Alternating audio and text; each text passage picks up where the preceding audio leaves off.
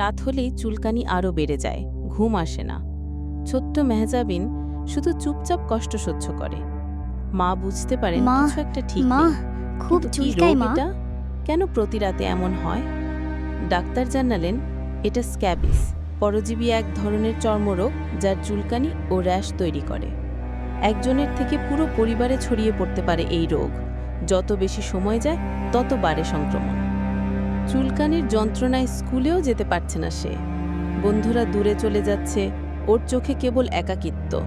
এই রোগ খুব সহজে ছড়ায়। একই তোয়ালে, বিছানা বা কাপড় ব্যবহার করলে পরিবারের অন্যরাও আক্রান্ত হতে পারে। তবে ভয় পাবেন না, এটা প্রতিরোধযোগ্য। নিয়মিত পরিষ্কার পরিচ্ছন্নতা, কাপড় গরম পানিতে ধোয়া আর চিকিৎসকের পরামর্শ অনুযায়ী ওষুধ ব্যবহার করলেই রোগ ভালো হয়।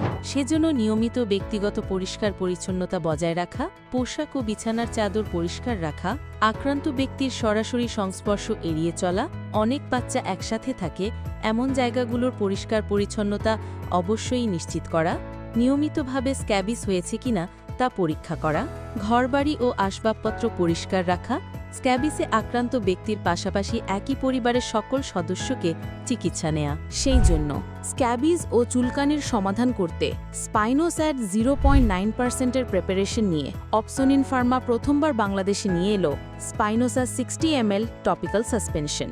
চুলকানির মতো ত্বকের সমস্যা দেখা দিলে দেরি না করে একজন চর্মরোগ বিশেষজ্ঞের পরামর্শ নিন এবং নির্ভরযোগ্য সমাধান বেছে নিন।